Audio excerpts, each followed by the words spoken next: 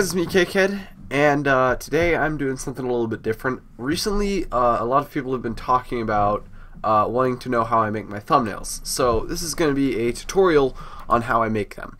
So first of all, I'm using this pretty simple, it's a free Minecraft animation software called Minimator. It's really simple to use, and I think the renders look really good, so I'm going to use it. And I'm making a thumbnail for the video that I probably uploaded yesterday, which was called Mineplex Champion League or something along those lines. And it was where me and my friend Scorpion517 were playing this new game on Mineplex. So if you don't understand what I'm doing, pretty much up here where you click on the crafting table is where you can add all of your elements into the project, and I'm just adding a character. So I added Scorpion in, and I'm going to add myself in as well. You can add through looking up usernames, or you can also download, you can browse to find skin files, or you can turn it into a zombie or a creeper or whatever. You know, it works however. Right now we're inside of each other, so you just click on a character to select them, and you can move them out of the way. And I like to have this turned on because it lets me know what the screenshot that I'm taking is going to look like. These are the characters I'm going to use, and since the PvP minigame, maybe I'll add in a sword for both of us. I'll create a diamond sword, so you just click the sword button. That's how you make an item, and you can select all the items here. They're pretty much every item in the game. Oh, did I just create 2 swords? Yeah, I did. Oops. I want to make 1 iron and 1 diamond, because that was kind of what happened in the video, but also I just feel like 2 diamond swords is kind of repetitive. So first I'm going to make us in a position that I like. So I want to turn myself to the side to be facing him and move back a little bit. And then you can select different body parts, so I'm going to select the arm, and I'm going to make it bent a little bit and rotate it to the side. I'm going to do this whole thing. I'm going to speed it up so that you guys can just see what I do, and I'll be right back when I'm done.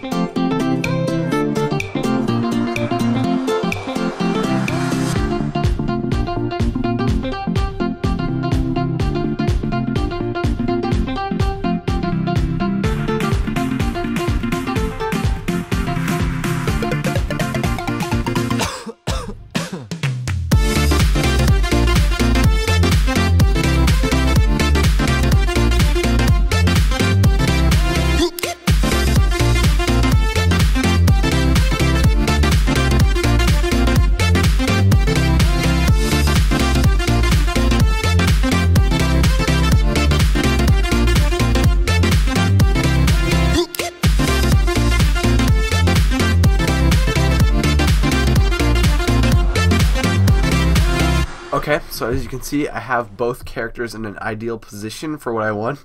And by the way, I forgot to mention this. If you want to move around the camera, you can't just move around with WASD or by, well, you can move around by dragging. But what you're supposed to do is hold down right click, and then you can use WASD, hold shift to move slower and space to move faster, and then E and Q make you go up and down. And that's how you move around. So I'm probably not going to get too much of their legs in this shot, so I'm just going to zoom up a little bit, make sure that the top of the sword is in the screen. Normally I'll have the entire character in the shot, but for this I think that it will be better to have just the upper body, medium close-up, you know. So I'm going to go to the background settings here and turn off show ground and turn off show clouds, because those are not going to be important. And then I'm going to click this image right up here. It says export to current image to file. And then you hit remove background, because you don't need this background, and it will save. You probably want to keep high quality rendering on, and it depends on whether or not you want to have hidden objects. But now that I've saved it, I'm just going to save it as I don't know, PvP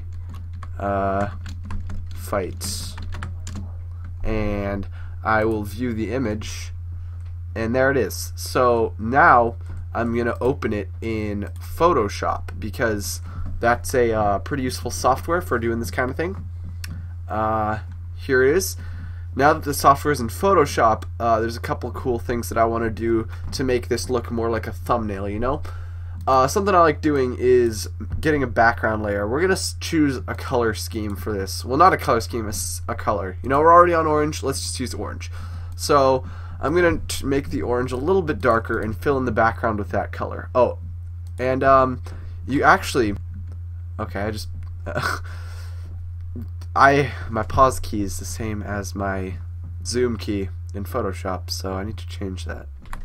Okay, I had to pause there because I had to edit some key combinations. But anyway, as you can see, there's a little bit of black on the outside of this skin.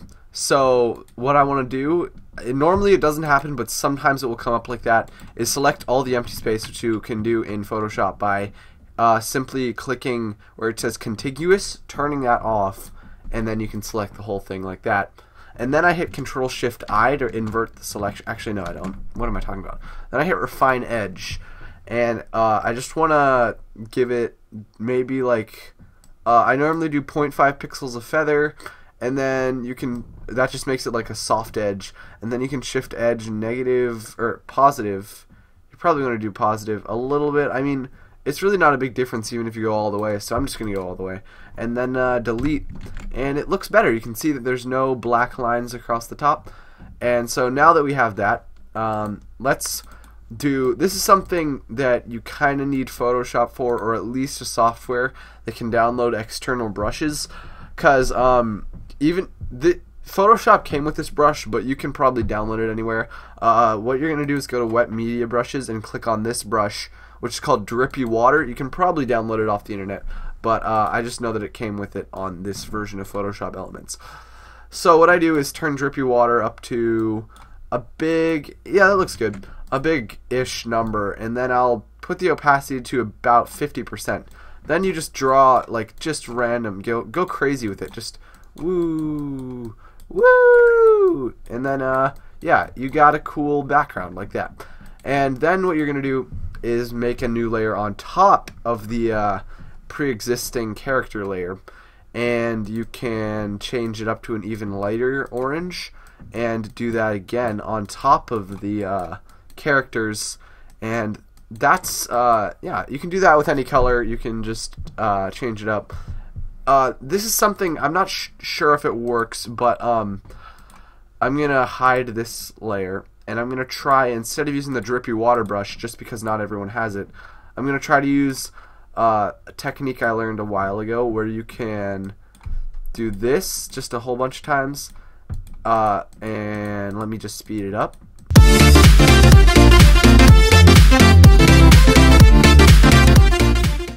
Okay, now you have your dots all over the place. You can get the smudge tool, and most editing softwares have this. If they don't have the drippy water tool, this is an alternative. And you can just kind of smudge it around, and it looks pretty, it doesn't look the exact same, but it still has an interesting texture to it, and it's something that looks kind of cool. And I think that it's a good alternative to the drippy water brush. You can use that, but I prefer the drippy water brush, so I'm just going to delete that layer. It's just a good alternative. But here we have pretty much close to done.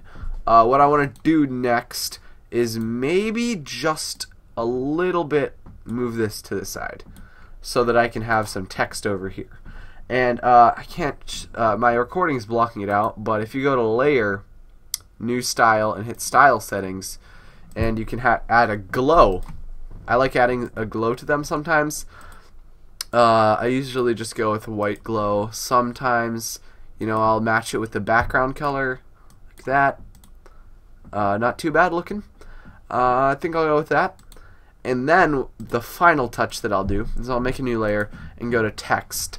Now I have an amazing font. It's called Rific Free Bold. I got it off of 1001fonts.com. I really love this font. It's just, it's got the perfect combination of, you know, bold but also like handwritten. So that's what I recommend for a good font. This one specifically, or if you can't find it, just something that looks a little bit handwritten but also really bold. I'll show you what I mean. This video is called Champion League, so I'll just type that in. This is a bit really big size.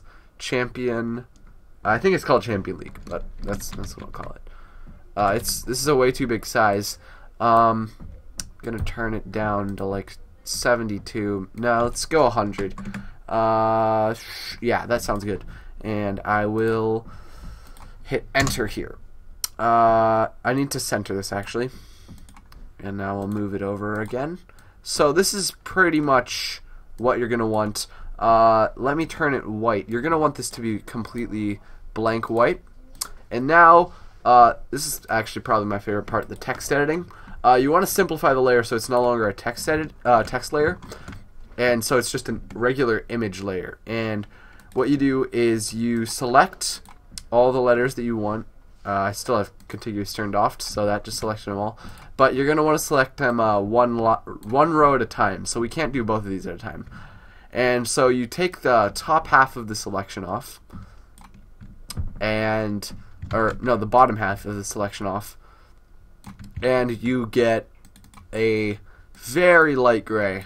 And then you get the gradient tool and put it to a reflected gradient, and make sure that it's on the opacity gradient to transparency layer, so that when you want to click in the middle right here and then hold down, and it will make, you want it to be reversed, so that when you do it like this, you can see that it's white in the middle. It's kind of hard to tell, but it's white in the middle and light gray on the outsides.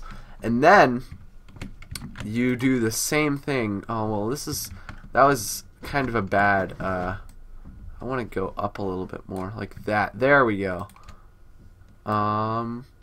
There. That's good.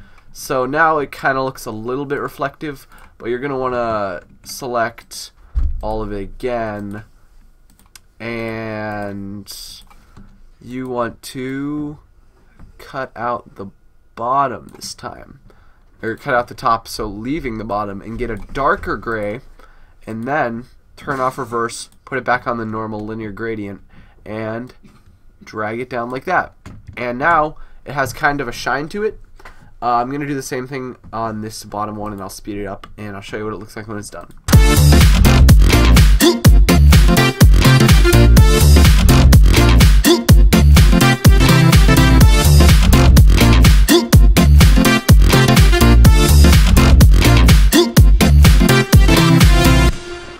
Okay, so now it has the shine to it that I want, and what I'm going to do now is I'm actually going to, this is kind of a tedious process, there's probably an easier way to do it, but I'm not sure of how to do it.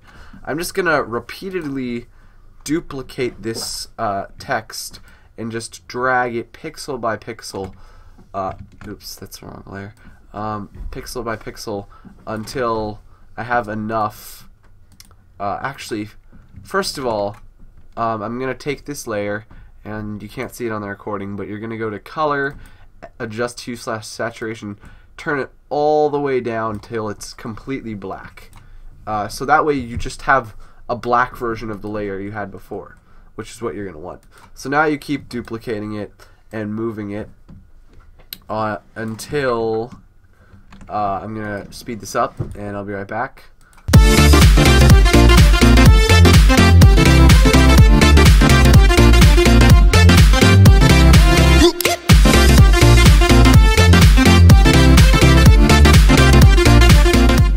Okay, so now that we have the whole thing, outlined like this, we're gonna want to select. Well, you're gonna want to merge both layers, and you do that by hitting Control E, or you can just select them both like this and then hit merge layers. But I don't want to merge that right now. So I have this Champion League thing. What I normally do is go to Layer, Style Settings, and add a stroke, which is just an outline, to make it like this, and then I simplify it so that the outline becomes a part of the layer, and then I do it again, Layer, Style Settings, Stroke, but this time in white, and then I make the stroke a little bit bigger, And that is pretty much how I make the text. And I guess that's pretty much all for how I make my thumbnails. I really think that this will be helpful, and if you guys did enjoy, you know, leave a like. But thank you all for watching. Subscribe to Cake Plays the Game. Leave a me gusta if you enjoyed. CakeHead off.